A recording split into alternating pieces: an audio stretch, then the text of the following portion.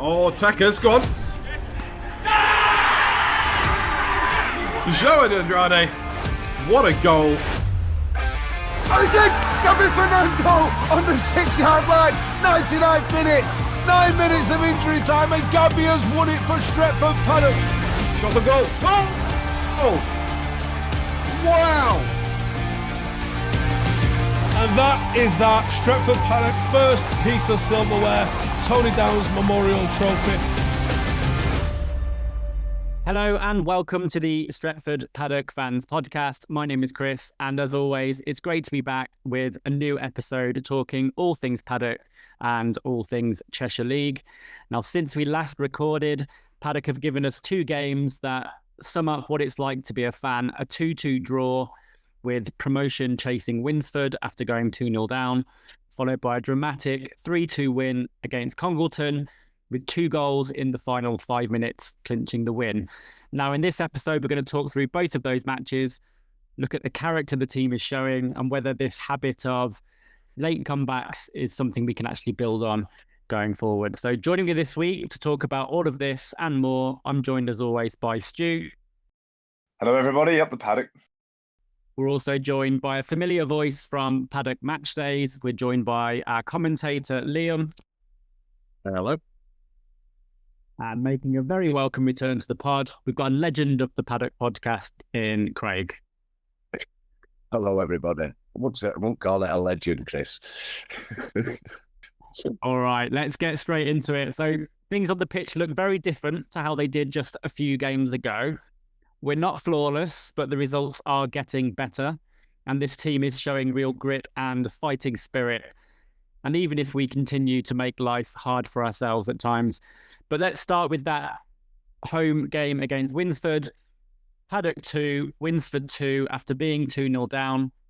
Liam, is that 1 point gained or 2 points dropped? 1 gained in my eyes. I thought, and it's something that Steam solves as well, I thought we played better against Edgerton the week before. That was, a good showing, a very good showing compared to the 5-0 defeat against them, but just a good showing in general, much more at the races. And I thought we took our foot off a little bit against Winsford. A tough side. I think, they were top of the table for a reason for such a long time. It was always going to be a hard match, but again, we know the quality of our players. We know what they can deliver. Yes, we've got a few people missing, but we still had a strong side, a strong squad. And yeah, we just weren't quite switched on enough. And as we saw on the day, Winsford took the lead, went in behind at half-time to them, shaped up a bit better in the second half, but then conceded again 2-0 down and had to fight all the way back. Now, again, we put in the shift, we worked hard, we grafted, and we got that 2-2 draw in the end. So for me, point gained, but it's our first season, so I get it. It's going to be challenging against some of the big times. We've had a bit more familiarity, a bit more experience in this league, but just that we're seeing here the difference between us competing and us looking like title worthy.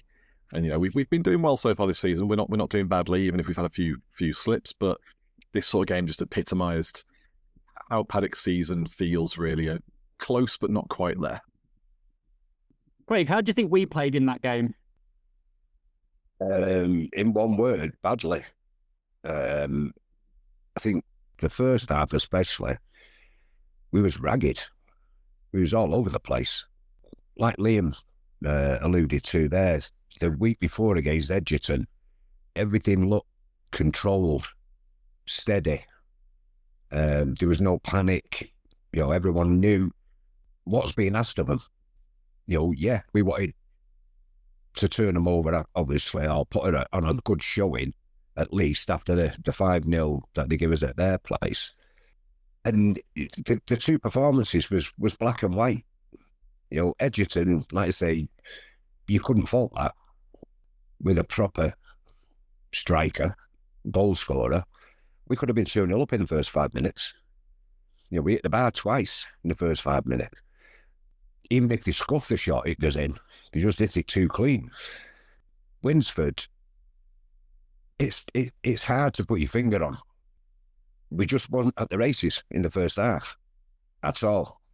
I think their second goal was a little bit against the run of play, which I think probably a lot of teams would have gone head down, and it could have been a cricket score.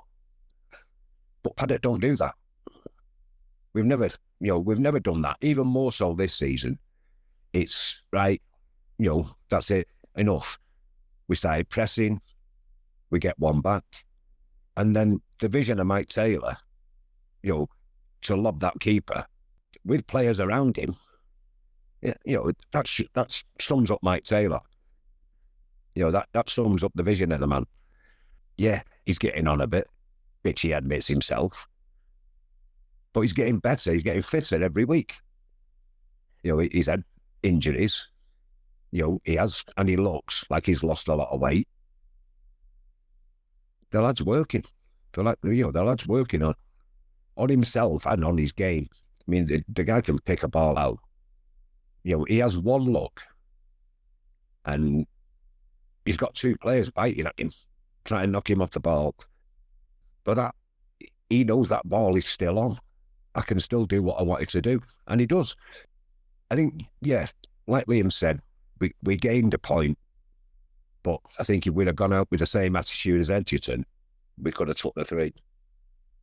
Do you know what was weird for me about that game? Because I do agree with you, we didn't play well at all, especially first half. I thought we were ran ragged, frankly, by Winsford. But we nearly won that game. Like the last 5 minutes, they were wasting time. Their goalkeeper was, tying his shoelaces and then falling over. And if that game had another 5 minutes, we could have, we could have had put in one of our worst performances of the season and beaten one of the best teams in the league.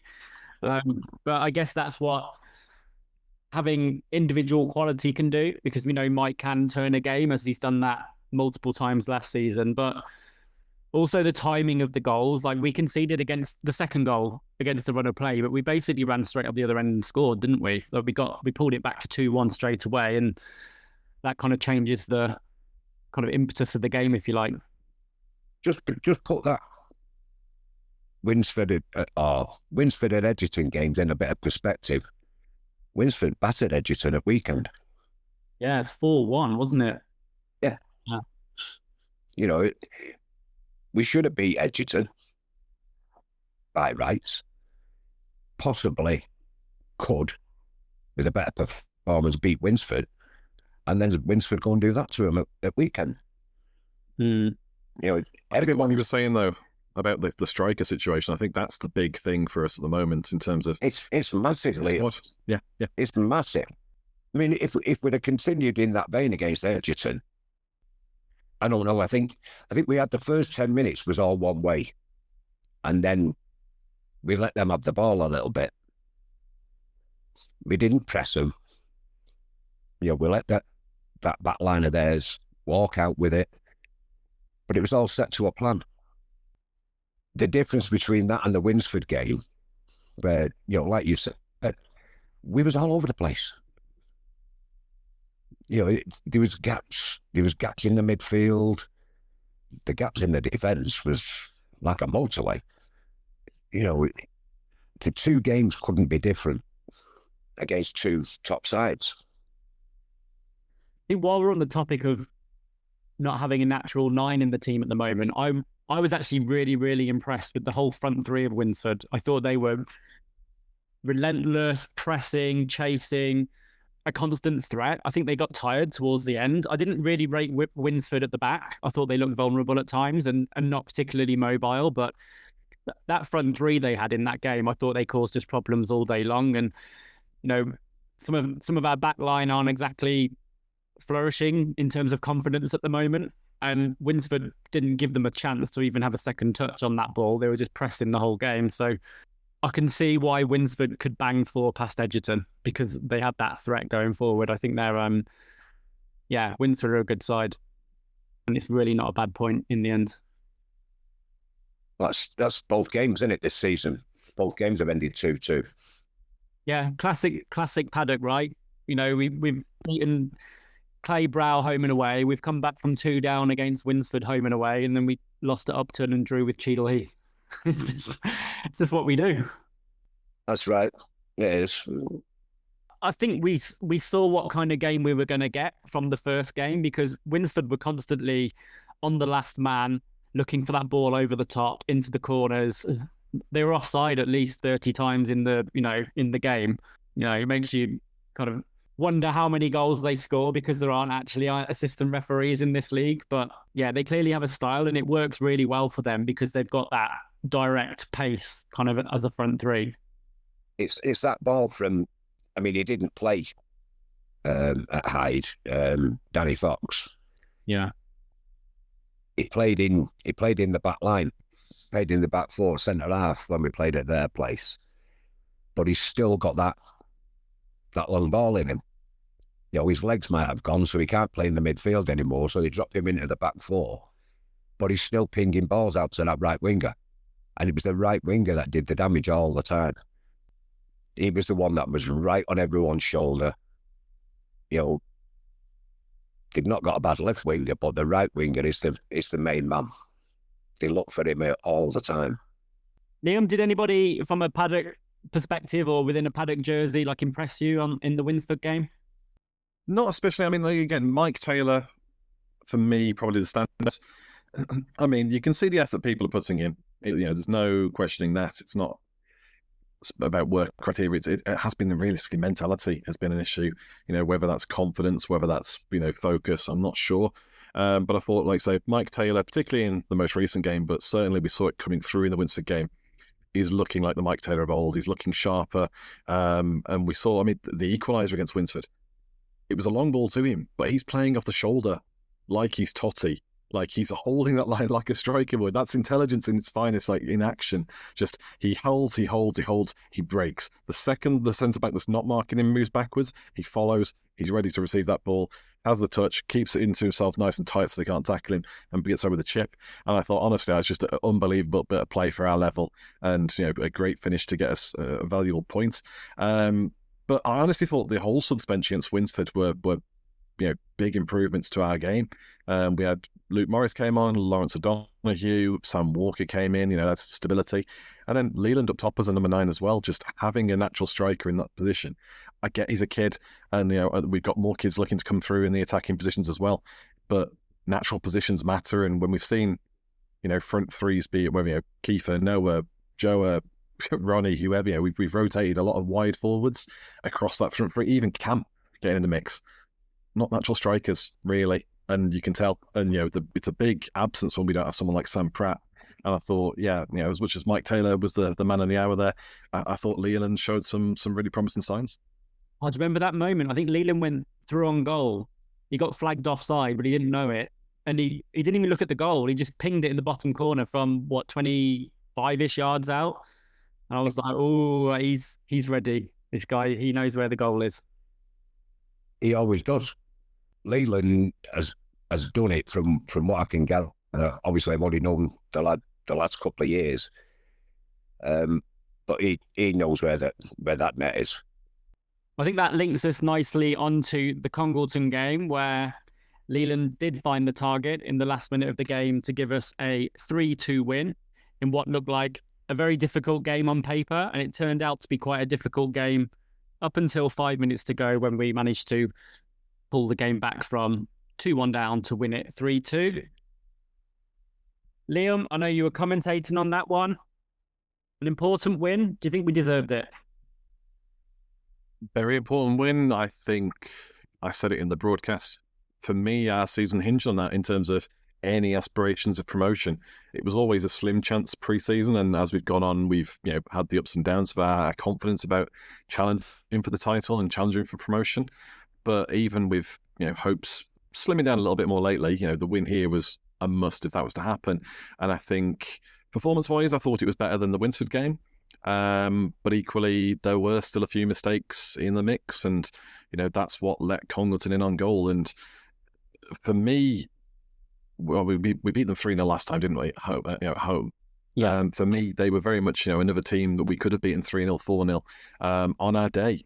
And instead, we made it hard work for ourselves. But classic Paddock, we made the comeback. We fought back. We dropped down. We went behind and came back. But we did look the better team for the majority of the game. We especially looked the better team for the second half. Steve gambled on the back three, and we just went, and it was just a horrible counter from them that just broke through in the second half that put us on that back foot. But again, we talk about errors. Their first goal shouldn't have happened. It was slightly offside, but even then, it's on us to not let them through. And yeah, we did well to fight back. We fell behind. We fought back again. A bit of luck in terms of the own goal, even if Cam Waters claims it was him, which is, frankly, no. No, it was an own goal.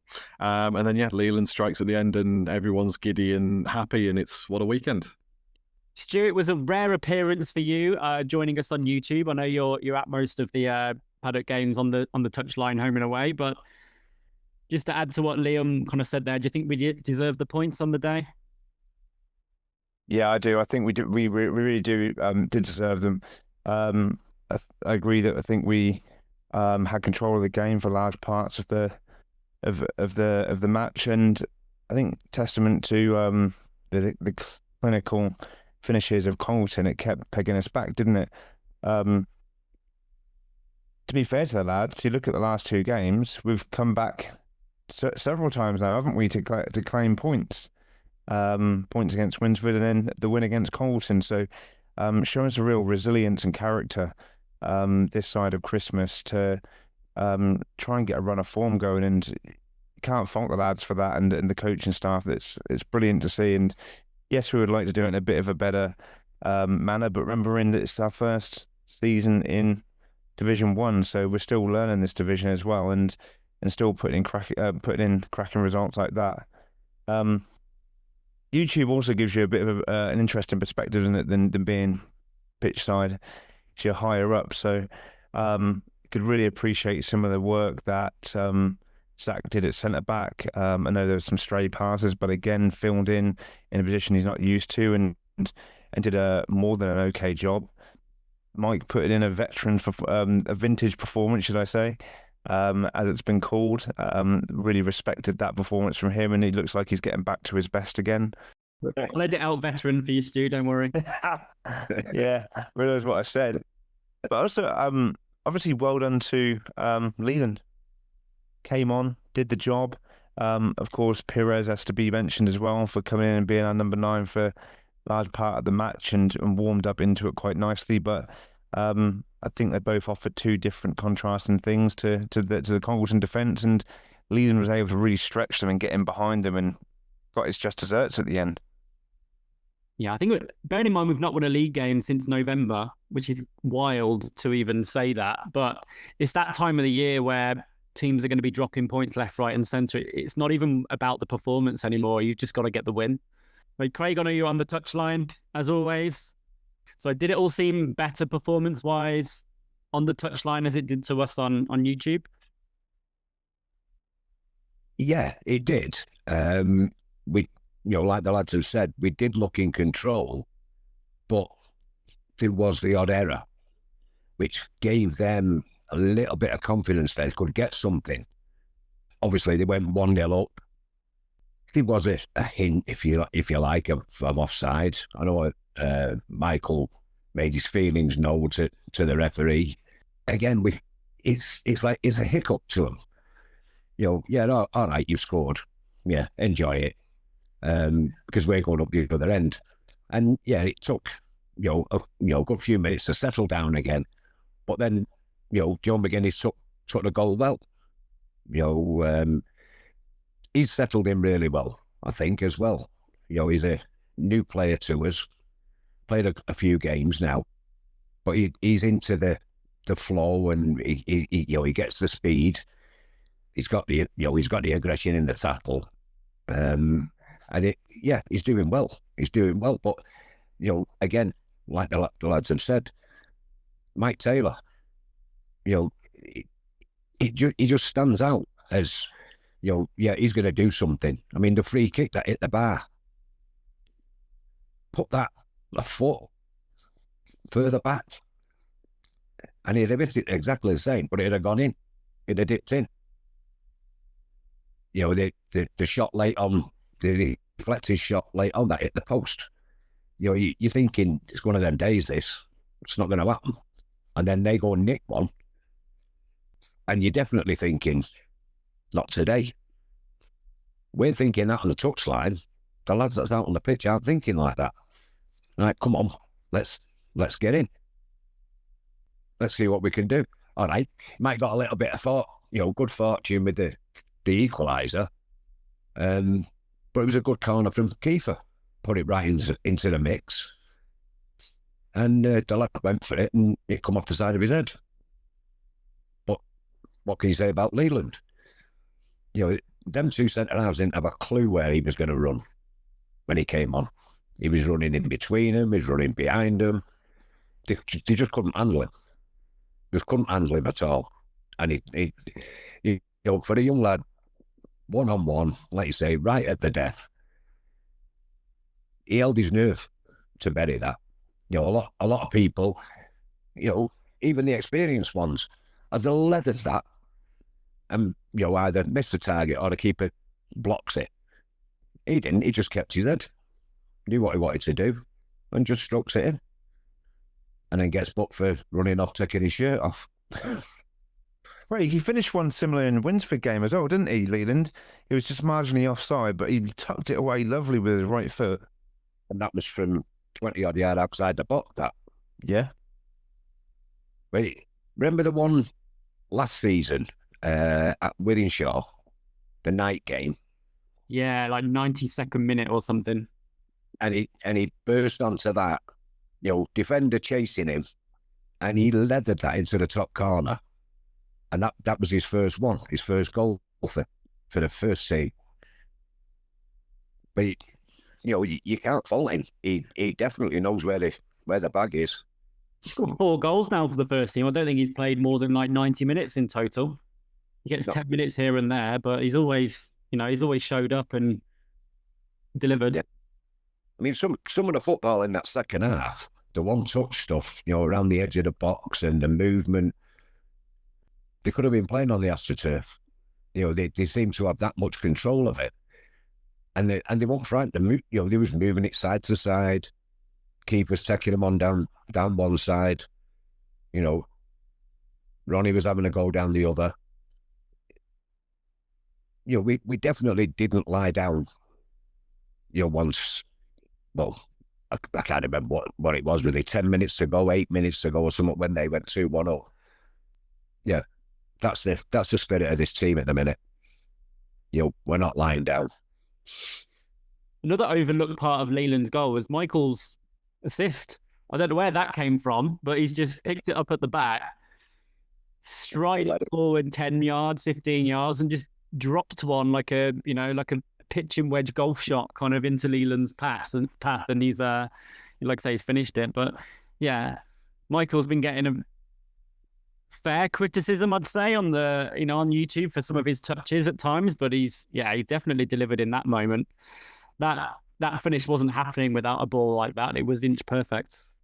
Yeah. Well, I mean, I feel a little bit bad for it as well as like commentator's curse, really, because when we started the second half, we played a few balls like that. Not just Michael, there was a few people chipping in with that, just trying to break over the top balls, and they were all going awry. And I'm like, they're trying to sit back, and we're here just punting balls. Like, just play a bit on the floor, and we did, and we looked really good with it.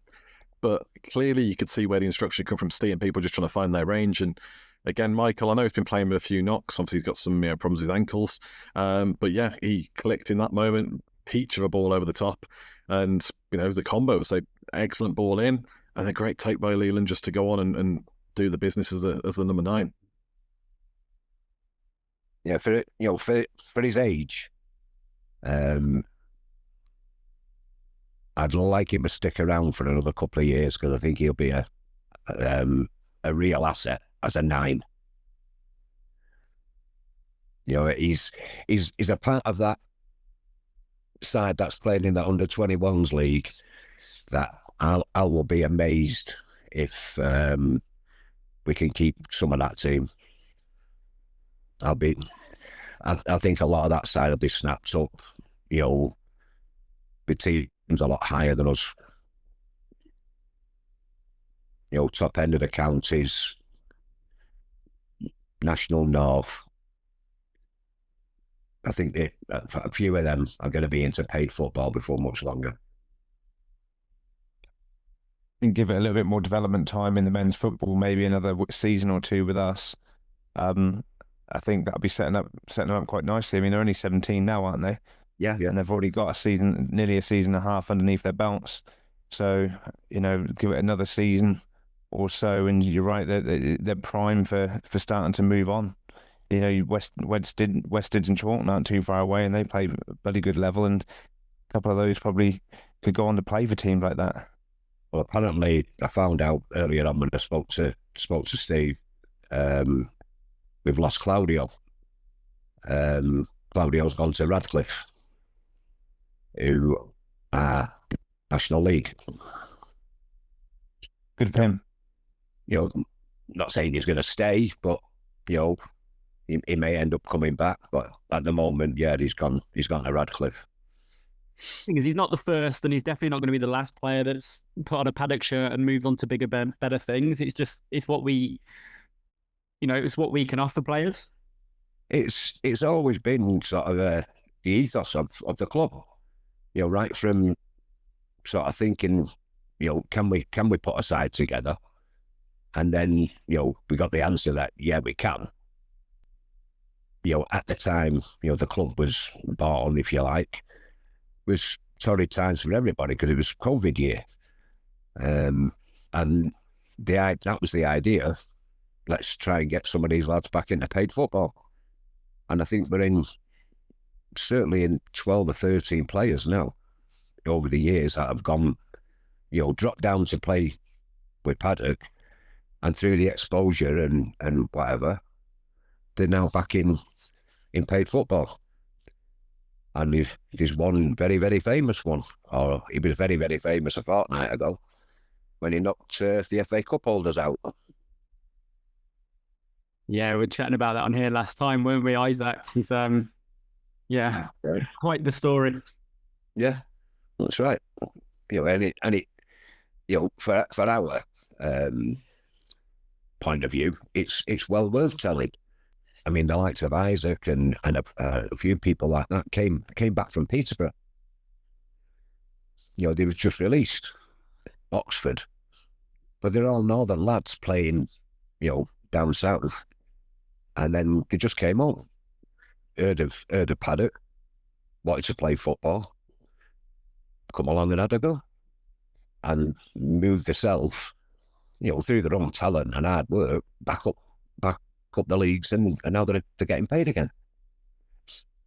But it's always been something we've helped, if you like, through the exposure, even more so now with the YouTube and everything else. If a scout's got his eye on whoever, and it's a horrible, freezing cold, high day, which we've endured, Stu, as you know, sit in the warm in the house, put a cellar, and you can watch him, listen to Liam's commentary, and enjoy the game in the warm. Well, that's what I'm going to be doing on Saturday, guys, when we face a tricky away game against Daten. Definitely going to be one of our biggest challenges of the season, and I wouldn't say we've hit top form yet, but we're definitely way better than we were like a month ago. So we're going into this with an inkling of confidence that we could get something out of that tie. Stu, you were at the last time we played Daten when we narrowly lost 2-1. I think it was our first defeat of the season after winning the first 7. What we can expect from Daten on Saturday? Well, you're asking a lot of my memory now, Chris, thinking back that far. It's been a while, hasn't it? Yeah, it was one of the first games, yeah. One of the early games. Game 7, I think. We were on a roll then. We were going to win the league. I remember them setting up quite compact, didn't they? If I remember rightly, and they were tough. They were. I felt like they were patient in the press, and they were quick to mop up any mistakes. I don't know much about what they've been doing since then, but they've gone on a hell of a run, haven't they? And they've played one more game than us, but they've got about 12 extra points. So quite clearly they've clicked into gear, and they've been consistent through the whole season. We know that they've got the top scorer in the league is bloody prolific by the seams of things, 28 odd goals, and there's a couple of other lads in there who, you know how to find the back of the net as well. But Can we get Liam to pronounce his name while we've got him? Stanishevsky. There you go. Easy for you to say. Spell it. Stanishevsky. So yeah, I expect more of the same, really. Organised, ready to get stuck in the middle of the pitch, try and win that midfield battle, and attack as a team. And we're probably going to ask Craig or someone to jump in here with a better memory, but I seem to think that they kept things rather simple and they've been pretty effective at it. But is my memory serving me correct? I can't remember. Yeah, I remember them being like really very tactically astute, shall we say. You know, they was very well drilled. You know, they're a big side. I'm not saying, you know, they're in an imposing side, but they're a big side. They like to get stuck in, like you said, in the midfield. They'll punish any mistake, you know, that's for sure. But they, if you remember back, Stu, they was hanging on at the end. Yeah. You know, they was, you know, just oofing it anywhere, get rid. And I think the biggest cheer of the day was when that final whistle came from that, you know, from their bench. They really did celebrate like they, you know, did won something. To be honest with you, and you know, I'm expecting probably one of the hardest games we're going to face this season at their place. Anyway, I think that might be one of the lowest points of the season for me. Not the result, but just being on a 7-game winning streak and then finding out on the morning of the Daten game that the VAR had broken and I wasn't going to be able to watch it. And I think, Stu, you were holding up your phone at the ground for like Instagram Live, like getting arm ache for about 15 minutes. It was just awful. You couldn't see anything. So we just said, just forget it, Stu. Enjoy the game. Let us know if we won. Yeah, I had a cheeky look at the Cheshire website and it's showing Daten are unbeaten since August. Really? That's insane. On the form table, it shows that they haven't lost since August. That is really good. I think they lost did they lose the first 2 games of the season or something like that? Yeah, close by. I've got them mixed up with Edgerton, I think. Yeah, Edgerton did. They lost 2 or 3, I think, at the start of the season, and then they found the bank account, I think, and now they're on a roll.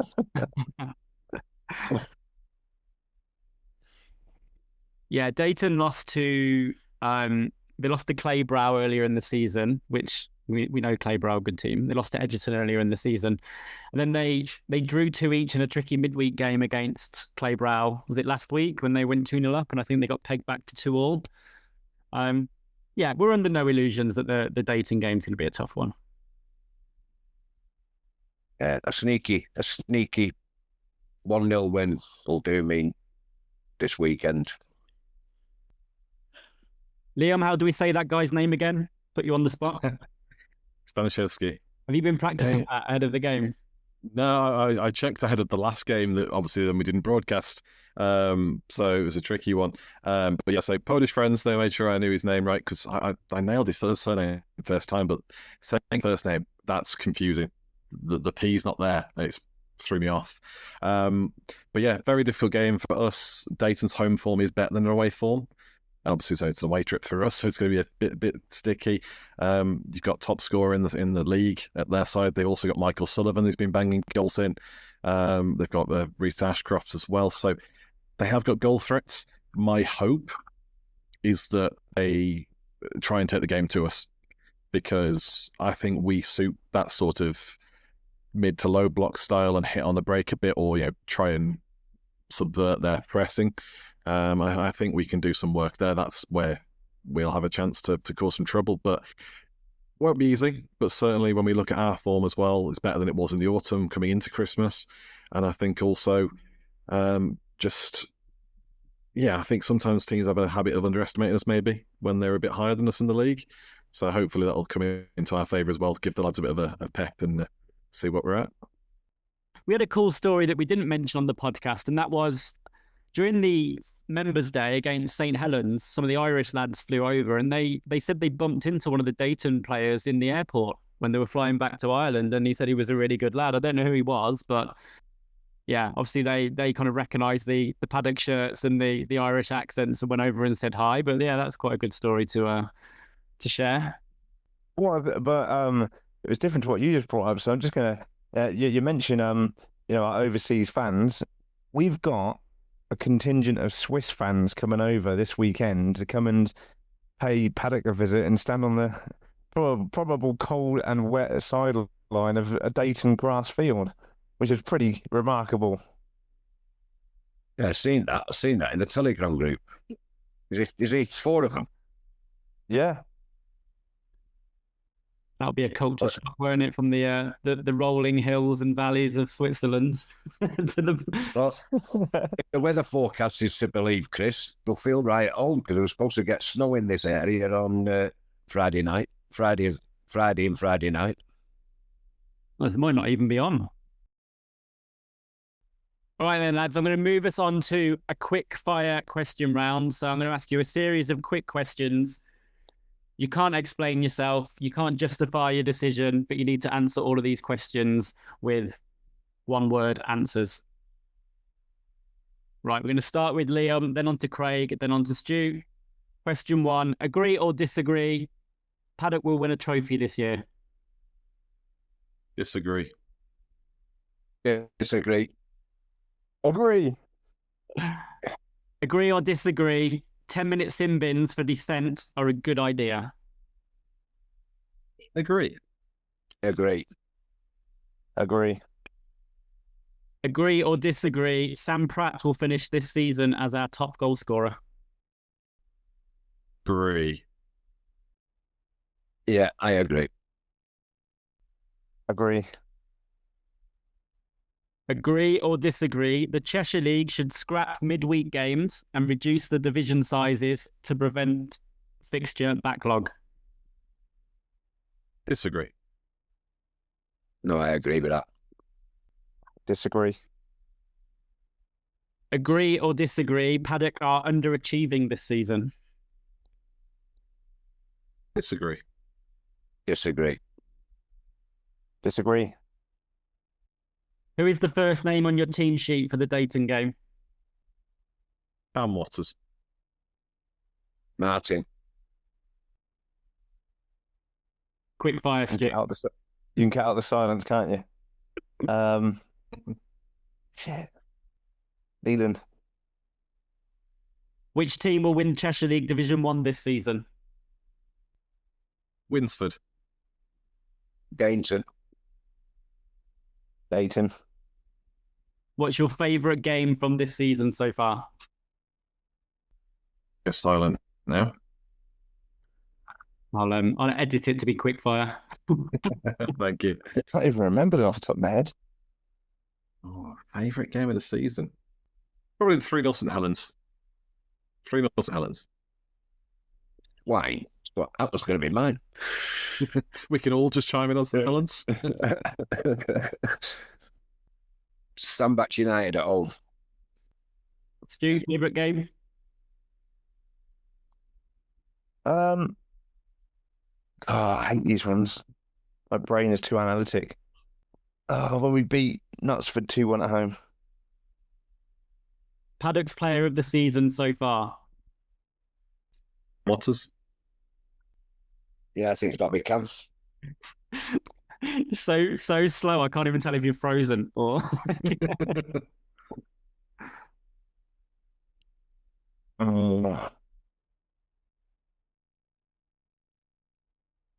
so want to say Sam P if he'd been coming up, but for now it's got to be Cam. Which team plays the best football in Division 1 from what you've seen? Daten. Yeah, I'd say Edgerton. Edgerton. Right, agree or disagree? Paddock will finish the season inside the top 4. Ooh. Agree. Disagree. Agree. All right, then, just for Liam and Stu, Paddock will finish in the top 3. Disagree. Agree. All right, Paddock will win the league for you, Stu. No. Disagree. All right. That's going to be a fun edit for me. Thank you, guys. Is there anything else we need to cover before we finish this episode? Any off the field chat? Any women's team chat? Yeah, the Sunday before last, Lewis went along to shoot the women's game. It was a Manchester Cup tie away at AFC Boltonians.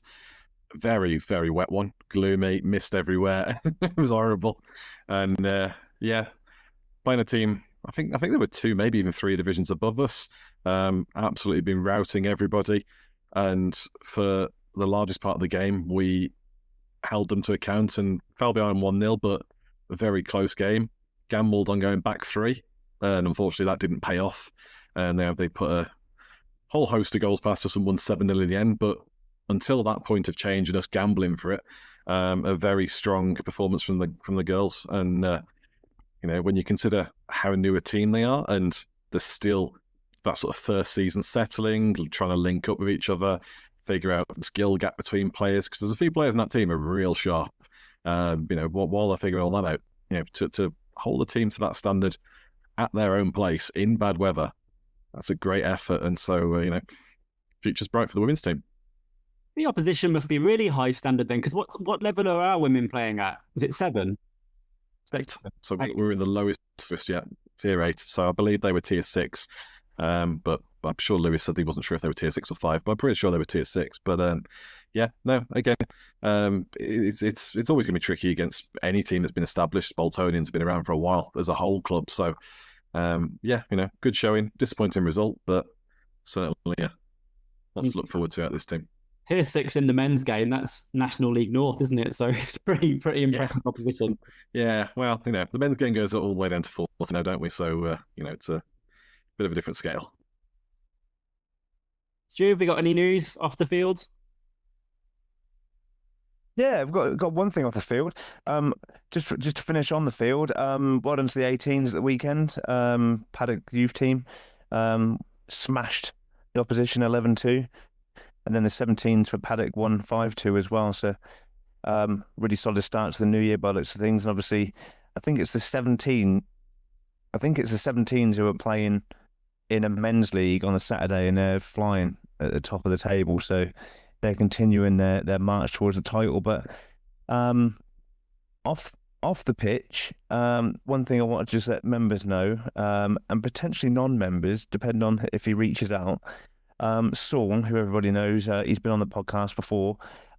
He's currently doing his dissertation for a sports marketing degree, I think he's doing. And his dissertation is called The Parasocial Marketing Advantages of an Influencer Ran / Owned Football Club. So he sent me off the questionnaire tonight to fill in. It's not many questions long, so if any members see it, drop into the Telegram group or WhatsApp groups or whatever it is, please give Saul a hand and get that filled in and submitted. Thank you. Yeah, we'll give that a share as well, Stu. Craig, you must have some top secret info you've got out of Steve that you can share with the members before we wrap it up. No, not really. Not tonight. Anyway, everyone. I think everyone's aware of Kiefer has just been on a fortnight's trial with Preston. That finished on Friday. He was back with the squad again on Saturday. Again, put in a decent performance. Drove the fullback mad, both fullbacks, because he kept on swapping wings. Yeah, good luck to the lad. We don't know the outcome of the trial. But again, going from Cheshire League to Championship, massive jump. We know he played in one friendly, if you like, during his fortnight at Preston against their reserve side. and did well, put on a good show, which impressed a lot of people. Yeah, he did get an injury during the second week, I think it was, a calf injury. So, but we managed to finish his fortnight's trial. They had him living up in Preston in digs with some of the players and that. Good experience for the lad. Hopefully something will come of it. Yeah, fingers crossed for Kiefer. Keep doing the business, and I'm sure it's not going to go unnoticed, especially, with Paddock and our exposure that we can offer to, to young players who are looking to take a step up. It goes to what I was saying earlier on, Chris. That Stu just mentioned them then. That the under-17s, which was the under-16s last year that won the county cup, the under-17s are playing it in an under-21 league. That year's the Lions League, and they are, the last time I looked, I think it was about 6, maybe 8 points clear at the top. And there's some well-established teams in there. So for these lads to be doing that, that's pretty good.